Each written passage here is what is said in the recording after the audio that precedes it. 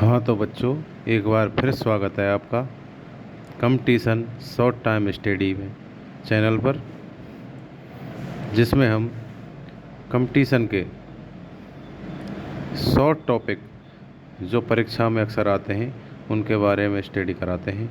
एक एक महत्वपूर्ण टॉपिक है जो REET second grade first grade से लेकर असिस्टेंट प्रोफेसर तक ये टॉपिक अक्सर पूछा जाता है एग्ज़ाम में। उसकी आज हम चर्चा करेंगे। Hormonal control of human reproduction. एक क्वेश्चन इस टॉपिक से ज़रूर पूछा जाता है, बहुत ही महत्वपूर्ण और शानदार टॉपिक है। उसका हम बारीकी से थोड़ा अध्ययन करेंगे। तो स्टार्ट करते हैं। कृपया मेरा आपसे निवेदन है कि मेरे चैनल को सब्सक्राइब करें एवं लाइक एवं सब्सक्राइब करें। चलो क्लास स्टार्ट करते हैं। पहले हम पढ़ेंगे शुक्राणु जनन का हार्मोनल नियमन, कि शुक्राणु जनन में हार्मोन का नियमन किस प्रकार होता है, उसके बारे में हम चर्चा करेंगे। आगे चलते हैं। हाइपोथैलेमस, जो मास्टर ग्रंथि की भी मास्टर ग्रंथि होती है, जिसको हम हाइपोथैलेमस कहते हैं, वो गोनेडोट्रोपिन रिलीजिंग हार्मोन का स्राव करती है। जो रिलीजिंग फैक्टर होता है, हाइपोथैलेमस एक रिलीजिंग फैक्टर का स्राव करती है, जो अग्रपीयूष ग्रंथि की दो पाली होती हैं, अग्रपाली और पश्चपाली। इसका हम यदि विस्तार से अध्ययन करें अग्रपीयूष ग्रंथि का, तो इसमें दो पाली होती हैं, अग्रपाली और पश्चपाली। अग्रपाली से ज़्यादातर हार्मोन रिलीज होते हैं, पश्चपाली से दो ही हार्मोन से रिलीज होते हैं। यहाँ पहले हम अग्रपाली की बात कर लेते हैं। हाइपोथैलेमस जो ग्रंथि है वह गोनेडोट्रोपिन रिलीजिंग हार्मोन का स्राव करती है, जो अग्रपीयूष ग्रंथि को हार्मोन स्राव करने के लिए प्रेरित करते हैं, यानी रिलीज करने के लिए वह गोनेडोट्रोपिन हार्मोन अग्रपीयूष ग्रंथि को हार्मोन रिलीज करने के लिए प्रेरित करते हैं। अग्रपीयूष ग्रंथि से दो हार्मोन सीक्रेट होते हैं, LH और FSH, यानी ल्यूटिजाइंग हार्मोन और फॉलिकल स्टिमुलेटिंग हार्मोन। ल्यूटिजाइंग हार्मोन और फॉलिकल स्टिमुलेटिंग हार्मोन। जो हमारे ल्यूटिजाइंग हार्मोन है वह लीडिंग सेल पर कार्य करता है, यानी शुक्राणु में जो अंतराली कोशिका या लीडिंग सेल पाई जाती हैं, वहाँ LH यानी ल्यूटिजाइंग हार्मोन काम करता है, जो टेस्टोस्टेरोन हार्मोन को स्रावित करने के लिए प्रेरित करता है, यानी इसको हम एंड्रोजन या नर लैंगिक हार्मोन भी बोलते हैं। लीडिंग सेल को LH टेस्टोस्टेरोन हार्मोन स्रावित करने के लिए प्रेरित करता है, इसलिए हम इसको शुक्र जनन नियमन हार्मोन भी कहते हैं।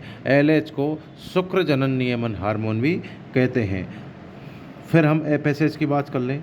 FSH हार्मोन सर्टोली कोशिका, जो शुक्राणु जनन में सर्टोली कोशिका पाई जाती है, उसको प्रेरित करने का कार्य करता है। सर्टोली कोशिका FSH के प्रभाव से तीन चीज़ का सिक्रेशन करती है, यानी वृद्धि श्रावण, कारक श्रावण, इनिविन और ABP। तीन चीज़ का सीक्रेट करती है। वृद्धि कारक श्रावण जो स्पर्मियोजेनेसिस का नियमन करता है, इनिविन स्वयं FSH का ही संदमन करता है, और ABP यानी androgen blinding protein. Androgen blinding protein यानी FSH सर्टोली कोशिका पर कार्य करता है, जो तीन जगह कार्य करती है, यानी तीन सर्टोली कोशिका वृद्धि कारक का श्रावण करती है, इनिविन का श्रावण करती है, और ABP यानी एंड्रोजन ब्लाइंडिंग प्रोटीन का श्रावण करती है। जो वृद्धि कारक का श्रावण करती है वह स्पर्मियोजेनेसिस का नियमन करता है, और जो इनिविन का श्रावण करती है वह स्वयं FSH का ही संदमन करता है। और एंड्रोजन ब्लाइंडिंग प्रोटीन ये क्या करता है, ये महत्वपूर्ण कार्य करता है। टेस्टोस्टेरोन जो हमारा हार्मोन है उसको शुक्र जनन नलिका में सांद्र कर देता है, यानी उनको पकड़ने का कार्य करता है। शुक्रजनन नलिका में टेस्टोस्टेरोन का पकड़ने का कार्य करता है, यानी सांद्र करने का कार्य करता है। टेस्टोस्टेरोन को शुक्रजनन नलिका में पकड़ने का कार्य करता है। ये लिखा हुआ है, पकड़े रहता है इनको, तो इसमें एक तरीक़ा से उनको पकड़ने का कार्य करता है। तो अग्रपीयूष ग्रंथि से दो हार्मोनों का स्रावन होता है, LH और FSH। LH लीडिंग सेल पर कार्य करता है, FSH सर्टोरी कोशिका पर कार्य करता है। लीडिंग सेल टेस्टोस्टेरोन हार्मोन का स्राव करती है, जो शुक्र जनन नियमन के लिए कार्यकारी है। यानी शुक्र जनन नियमन का नियमन कौन करता है? LH। और FSH क्या करता है? सर्टोली कोशिकाओं को कार्य करता है। सर्टोली कोशिकाओं पर अभी हमने बताई वो कार्य किया जाता है। अब आगे चलते हैं।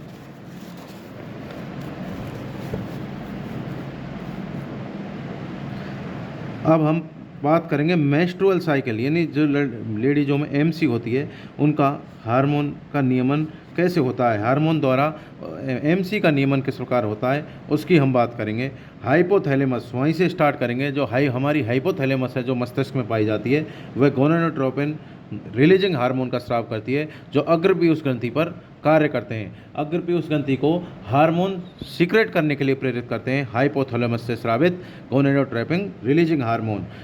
वही दो हार्मोन स्रावित करते हैं। ये MC को किस प्रकार नियमन करते हैं? अग्रपीयूष ग्रंथि LH और FSH, जो हम अभी शुक्राणु जनन में जो देख रहे थे वो यहाँ भी देखेंगे, LH और FSH।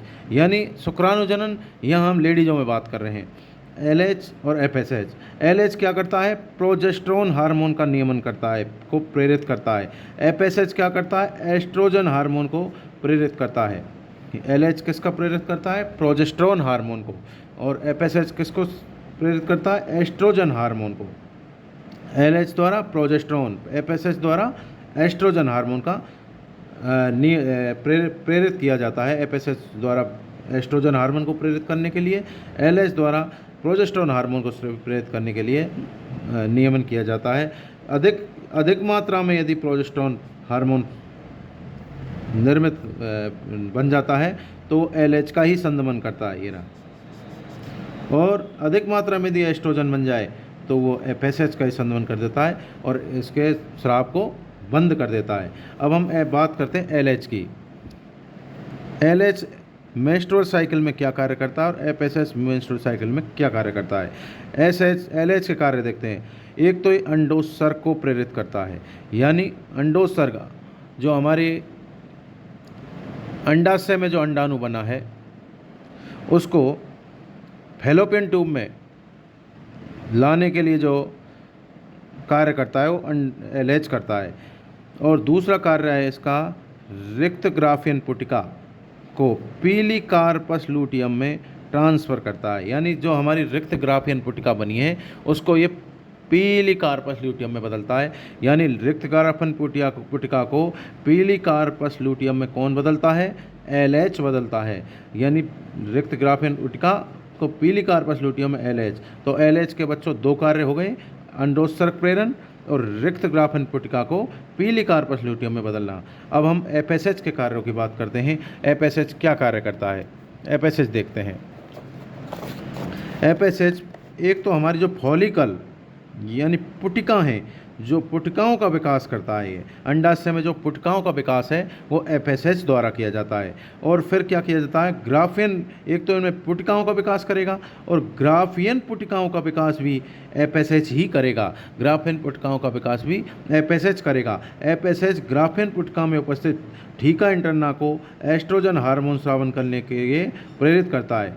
यानी FSH क्या करता है? जो हमारी ग्राफियन पुटिका बनी है उसमें जो लेयर पाई जाती है, जो भित्ति पाई जाती है, थीका इंटरना को एस्ट्रोजन हार्मोन स्रावन करने के लिए प्रेरित करता है। तो LH के दो कार्य, अंडोत्सर्ग प्रेरण और रिक्त ग्राफियन पुटिका को पीली कार्पस लूटियम में बदलना। और FSH के तीन कार्य हैं, पुटिकाओं का विकास, ग्राफियन पुटिकाओं का विकास और FSH के जो ग्राफियन पुटिका की थीका इंटरना है उसको एस्ट्रोजन हार्मोन स्रावित करने के लिए प्रेरित करता है। अब एक चीज़ और देखते हैं हम, कार्पस लूटियम। जो पीली कार्पस ल्यूटियम बनी है LH के प्रभाव से, वो भी 2 हार्मोनों का स्राव करती है। कौन कौन से? अधिक मात्रा में करती है प्रोजेस्टेरोन का और कम मात्रा में करती है एस्ट्रोजन का। और जो थीका इंटरना है वो केवल एस्ट्रोजन का स्राव करती है। ये दोनों कार्य बड़े इम्पोर्टेंट हैं, इनको याद करने की आवश्यकता है। ये बार बार एग्ज़ाम में पूछे जाते हैं कि और ये क्वेश्चन है जो ये बात ज़्यादा पूछा जाता है कि अंडोत्सर्ग का प्रेरण कौन करता है, बहुत ज़्यादा पूछा जाता है। अब हम आगे चलते हैं, आगे की बात करते हैं। अब बात करते हैं अपन प्रोजेस्टेरोन की, कि प्रोजेस्टेरोन की मेंस्ट्रुअल साइकिल और हमारे जनन तंत्र में क्या भूमिका होती है, उसकी हम बात करते हैं। पहले बात करते हैं प्रोजेस्टेरोन। प्रोजेस्टेरोन क्या करता है? गर्भाशय की एंडोमेट्रियम को अंडरोपण और गर्भाधारण करने के लिए तैयार करता है। यानी प्रोजेस्टेरोन क्या करता है? एंडोमेट्रियम को अंतरोपण के लिए तैयार करता है। प्रोजेस्टेरोन हार्मोन क्या करेगा? जैसे ही निषेचन होगा हमारी फैलोपियन ट्यूब में शुक्राणु और अंडाणु का मेल होगा, यानी निषेचन होगा, फर्टिलाइजेशन होगा, तो प्रोजेस्टेरोन हार्मोन क्या करेगा? तुरंत स्रावित होकर हमारी जो गर्भाशय के एंडोमेट्रियम है उसको गर्भरोपण के लिए तैयार करेगा। तो इस गर्भरोपण के तैयार करने के लिए, इसलिए इसे प्रेगनेंसी हार्मोन भी कहा जाता है। इस कारण ही प्रोजेस्टेरोन को प्रेगनेंसी हार्मोन कहा जाता है। अब हम आगे की बात करते हैं। यदि अंड सेल का निषेचन नहीं हुआ तो क्या होगा? हमारी जो मेंस्ट्रुअल साइकिल होती है वो कितने दिन की होती है? 28 दिन की। यदि 28 दिन के अंदर निषेचन नहीं होता है तो फिर क्या होगा? कार्पस ल्यूटियम नष्ट हो जाएगी, कार्पस ल्यूटियम नष्ट, प्रोजेस्टेरोन का स्तर गिर जाएगा और मेंस्ट्रुअल फेज यानी आर्तव अवस्था आ जाएगी, यानी मेंस्ट्रुअल फेज आ जाती है, MC का दोबारा स्टार्ट हो जाती है। और यदि अंड सेल निषेचित हो जाती है, ये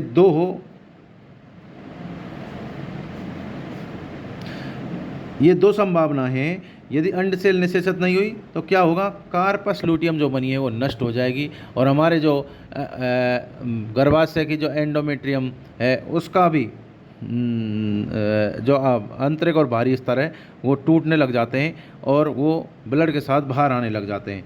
यदि अंड सेल निषेचित हो जाती है तो कार्पस ल्यूटियम नष्ट नहीं होगी और प्रोजेस्टेरोन का स्तर और बढ़ जाएगा, प्रोजेस्टेरोन का स्तर और बढ़ जाएगा, नई MC नहीं होगी। तो ये प्रोजेस्टेरोन हार्मोन के कारण जो मेंस्ट्रुअल साइकिल का नियमन हो रहा है वो समझाया गया है। यानी यदि निषेचन नहीं होता है तो क्या होगा? निषेचन हो जाता है तो क्या होगा? यदि निषेचन नहीं होता है तो प्रोजेस्टेरोन का स्तर गिर जाएगा, यदि निषेचन हो जाता है तो प्रोजेस्टेरोन का स्तर बढ़ जाएगा। अब हम बात करते हैं एस्ट्रोजन की, कि एस्ट्रोजन क्या कार्य करता है। जो हमारा एस्ट्रोजन हार्मोन है वो क्या कार्य करता है। एस्ट्रोजन का स्रावन किस प्रकार होता है पहले मैं बता चुका हूँ, फिर भी दोबारा बताया गया कि FSH थीका इंटरना के द्वारा एस्ट्रोजन का स्राव कराता है। ये क्या करता है? गर्भाशय की एंडोमेट्रियम का ये पुनः जनन करता है।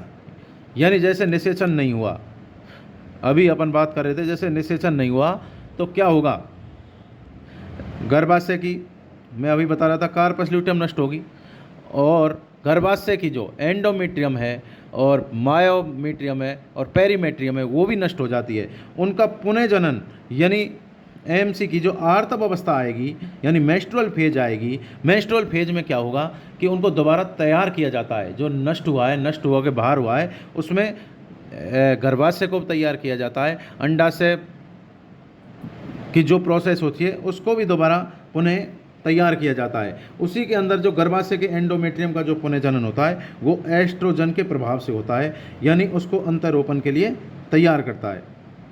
ये अंतरोपण के लिए रुधिर सप्लाई की वृद्धि करता है, यानी जो हमारे गर्भाशय की एंडोमेट्रियम है उसको रुधिर सप्लाई की रुधिर सप्लाई की उसमें वृद्धि भी करता है। तो अब ये दो प्रश्न महत्वपूर्ण आते हैं, एमसी का कारण और एमसी का नियमन। ये बार बार एग्जाम में पूछे जाते हैं, कई बार इनको पूछा जा चुका है। ये वेरी वेरी इंपॉर्टेंट है, वेरी वेरी इंपॉर्टेंट क्वेश्चन है ये।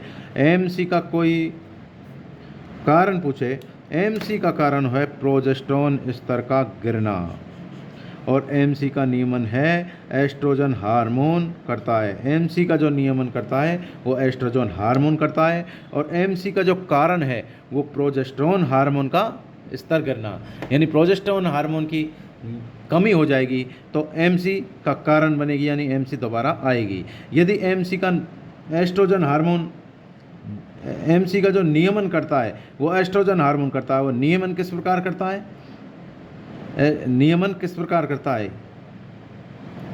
भाई? प्रोजेस्टेरोन हार्मोन तो क्या करेगा, जैसे ही निषेचन नहीं हुआ तो क्या होगा, प्रोजेस्टेरोन का स्तर गिरेगा, स्तर गिरेगा तो दोबारा मेंस्ट्रुअल साइकिल स्टार्ट हो जाएगी। इसलिए एमसी का कारण प्रोजेस्टेरोन हार्मोन को कहा गया।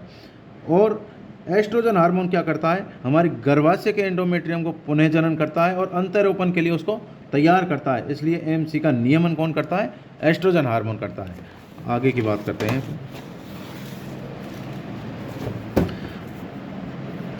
ये भी बार बार पूछा जाता है, अपरा जो प्लेसेंटा होता है हमारा, वो उसके द्वारा कौन कौन से हार्मोन सीक्रेट किए जाते हैं। ये सीधा सीधा क्वेश्चन आता है, इसके बारे में अपन देखते हैं। इसके द्वारा 4 हार्मोन, लगभग 4 या 5 हार्मोन का सिक्रेशन किया जाता है। एक होता है HCG, एक होता है HPL और SCS, एक होता है रिलैक्सिन, एक होता है प्रोजेस्टेरोन एस्ट्रोजन। या हल्की मात्रा में प्रोजेस्टेरोन एस्ट्रोजन का स्रावन भी अपना द्वारा किया जाता है। सबसे पहले बात करते हैं HCG, यानी human chorionic gonadotropin hormone, human chorionic gonadotropin hormone. अब ये क्या कार्य करता है, कार्य देखते हैं इसके। ये कार्पस लूटियम को प्रोजेस्टेरोन और एस्ट्रोजन हार्मोन के लिए प्रेरित करता है, यानी कार्पस लूटियम को प्रोजेस्टेरोन, जो हमारी कार्पस, पीली कार्पस लूटियम बनी है, उसको ग्राफेन पुटिका से जो हमारी कार्पस लूटियम बनी थी, किसके द्वारा बनी थी, अभी पढ़ाया था हमने, LH के द्वारा। LH के द्वारा हमारी जो बनी थी, उनको प्रोजेस्टेरोन और एस्ट्रोजन हार्मोन सीक्रेट करने के लिए प्रेरित करता है, जिससे एंडोमेट्रियम की दीवार मोटी और स्रावी बनी रहे। इसलिए HCG क्या कार्य करता है, कार्पस लूटियम को प्रोजेस्टेरोन और एस्ट्रोजन हार्मोन के लिए प्रेरित करता है, जिससे एंडोमेट्रियम की मोटी और स्रावी बनी रहे। दीवार, एंडोमेट्रियम की जो दीवार है मोटी और स्रावी बनी रहे। फिर दूसरा हार्मोन है HPL या SCS, ह्यूमन प्लेसेंटल लैक्टोजन या ह्यूमन कोरियोनिक सोमेटोट्रोपिन हार्मोन। इनका कार्य क्या है, कार्य देखते हैं। रुधिर में ये ग्लूकोज और अमीनो अम्ल के स्तर को बढ़ा देते हैं। रुधिर में ग्लूकोज और अमीनो अम्ल के स्तर को बढ़ा देते हैं। बढ़ाते क्यों हैं, क्यों, निर्माण होना है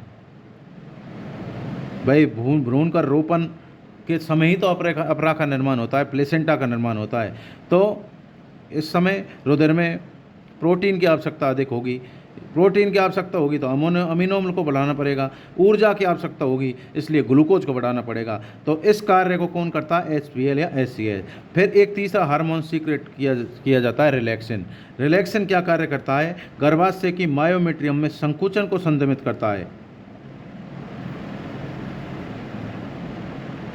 गर्भाशय की जो मायोमेट्रियम है, 3 परत होती है गर्भाशय की, जिनमें से एक परत मायोमेट्रियम होती है, उसमें संकुचन को संदमित करता है रिलैक्सिन हार्मोन।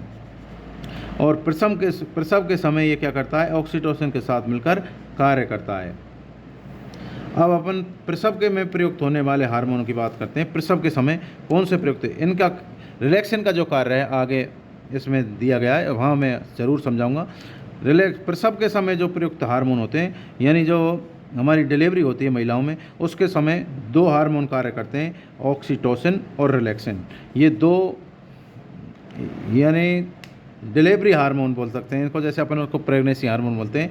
ये अन्य हार्मोन भी हैं लेकिन ये ज़्यादातर नहीं पूछे जाते हैं एग्ज़ाम में। ये दो ही ज़्यादा पूछे जाते हैं, ऑक्सीटोसिन और रिलैक्सिन। अन्य हार्मोन भी हम देखते हैं, प्रोस्टाग्लैंडिन्स और कोर्टिसोल और एस्ट्रोजन और प्रोजेस्टेरोन, ये सभी हार्मोन प्रसव के समय कार्य करते हैं। लेकिन मुख्यतः ये दो हार्मोन ही कार्य करते हैं, मुख्यतः ये दो हार्मोन कार्य करते हैं, ऑक्सीटोसिन और रिलैक्सिन, ऑक्सीटोसिन और रिलैक्सिन। प्रसव के समय, अब प्रसव के समय देखते हैं क्या क्या होता है। पहला सिग्नल, गर्भाशय में हल्का संकुचन होता है, इसको अपन बोलते हैं फेटल इजेक्शन रिफ्लेक्स। जैसे ही ये हल्का संकुचन होता है, पश्च पीयूष ग्रंथि से ऑक्सीटोसिन हार्मोन का स्राव होता है, जो गर्भाशय की मायोमेट्रियम में संकुचन पैदा कर देता है, जिसे लेबर पेन कहते हैं। अभी अपन बात कर रहे थे, रिलैक्सिन हार्मोन क्या कर रहा था, मायोमेट्रियम में संकुचन को संदमित कर रहा था, और ऑक्सीटोसिन क्या कर रहा है, उसके विपरीत कार्य कर रहा है। और जो गर्भाशय की मायोमेट्रियम है में संकुचन या लेबर पेन स्टार्ट करता है, जैसे ही महिला में पेन स्टार्ट होता है तो वो क्या, किसके कारण होता है, ऑक्सीटोसिन हार्मोन के कारण होता है। जो गर्भाशय की मायोमेट्रियम में संकुचन होता है, और संकुचन के कारण ही लेबर पेन स्टार्ट होता है। अब हम आगे बात करते हैं। इसलिए ऑक्सीटोसिन को क्या कहते हैं, बर्थ हार्मोन कहा जाता है। Oxytocin birth hormone, oxytocin birth hormone, oxytocin यानी ऑक्सीटोसिन को बर्थ हार्मोन कहा जाता है। रिलैक्सिन प्यूबिक सिम्फाइसिस को फैलाता है। रिलैक्सिन जो हार्मोन है ये प्यूबिक सिम्फाइसिस को फैलाता है, प्यूबिक सिम्फाइसिस को फैलाता है, जो सर्विक्स व योनि फैल सके। यानी प्रसव को, यानी बच्चे को बाहर आना है, तो बाहर आने के लिए बच्चे को जगह चाहिए, यानी चौड़ा मार्ग चाहिए सक्रिय मार्ग की जगह। तो ये रिलैक्सिन हार्मोन क्या करता है, जो हमारी प्यूबिक सिम्फाइसिस है, यानी जो श्रेणी मेखला है उसको चौड़ा देता है, उसको फैला देता है, और जो सर्विक्स और योनि है, हमारी जो वेजाइना है, उसको भी फैला देता है, उसको भी चौड़ा कर देता है। इसलिए रिलैक्सिन हार्मोन और ऑक्सीटोसिन हार्मोन, इन दोनों को प्रसव हार्मोन कहा जाता है। ये बर्थ हार्मोन, ऑक्सीटोसिन हार्मोन, और ऑक्सीटोसिन के साथ यदि रिलैक्सिन भी आ जाए तो हम दोनों को भी मान सकते हैं, लेकिन मेन हार्मोन ऑक्सीटोसिन है, बर्थ हार्मोन ऑक्सीटोसिन। अब हम ह्यूमन एम्ब्रियोलॉजी में जो हार्मोन काम करते हैं उनके बारे में देखते हैं। ये नर भ्रूण में क्या कार्य होता है और मादा भ्रूण में क्या कार्य होता है। जो नर भ्रूण है हमारा, पहले उसकी बात कर लेते हैं। नर भ्रूण में क्या होता है, लैंगिक अंगों का निर्माण बोल्फियन डक्ट से होता है। जो लैंगिक अंग है उनमें बोल्फियन, लैंगिक अंगों का निर्माण कौन कर रही है नर भ्रूण में, बोल्फियन डक्ट। और मादा भ्रूण में लैंगिक अंगों का निर्माण कौन कर रही है, मुलेरियन डक्ट, मुलेरियन डक्ट। इसमें बोल्फियन डक्ट, इसमें मुलेरियन डक्ट जो लैंगिक अंगों का निर्माण करती है। अब इनका हार्मोनल नियमन किस प्रकार होता है उसको देखते हैं। जो हमारा नर भ्रूण है उसमें टेस्टो हार्मोन उत्पादित करता है बोल्फियन डक्ट को, जो नर लैंगिक संरचना का विकास करती है, जो नर लैंगिक संरचना का विकास करेगी। और मादा भ्रूण में क्या होता है, इसके लिए हार्मोन की कोई आवश्यकता नहीं होती है। नर भ्रूण में बोल्फियन डक्ट को प्रेरित करने के लिए टेस्टोस्टेरोन हार्मोन प्रेरित करता है, इसमें हार्मोन की आवश्यकता होती है। लेकिन मादा भ्रूण में मुलेरियन डक्ट को प्रेरित करने के लिए कोई हार्मोन की आवश्यकता नहीं होती है। भ्रूणीय अंडाशय लैंगिक हार्मोन स्रावित नहीं करता है, भ्रूणीय अंडाशय लैंगिक हार्मोन स्रावित नहीं करता है। इसमें ये जो टेस्टोस्टेरोन हार्मोन है ये भ्रूणीय वृषण से स्रावित होता है, लेकिन भ्रूणीय अंडाशय कोई हार्मोन स्रावित नहीं करता है। इस प्रकार इसमें बताया गया है कि जो टेस्टोस्टेरोन हार्मोन है बोल्फियन डक्ट का विकास करता है, और मुलेरियन डक्ट स्वतः विकसित होता है, मुलेरियन डक्ट स्वतः विकसित होता है। लेकिन जो बोल्फियन डक्ट है वो टेस्टोस्टेरोन हार्मोन के द्वारा विकसित होता है, यानी बोल्फियन डक्ट टेस्टोस्टेरोन हार्मोन के द्वारा विकसित होता है, और मुलेरियन डक्ट है जो स्वतः विकसित होती है, ये कोई हार्मोन के द्वारा प्रेरित नहीं होती है। लेकिन मादा भ्रूण में लैंगिक अंगों का निर्माण कौन करता है, मुलेरियन डक्ट, और नर भ्रूण में लैंगिक अंगों का निर्माण कौन करता है, बोल्फियन डक्ट। इस प्रकार बच्चों ये छोटा सा टॉपिक मैं आपके लिए लेके आया, बहुत महत्वपूर्ण टॉपिक है, इसका थोड़ा अध्ययन करना। वीडियो अच्छा लगा हो तो शेयर करें और सब्सक्राइब करें। धन्यवाद।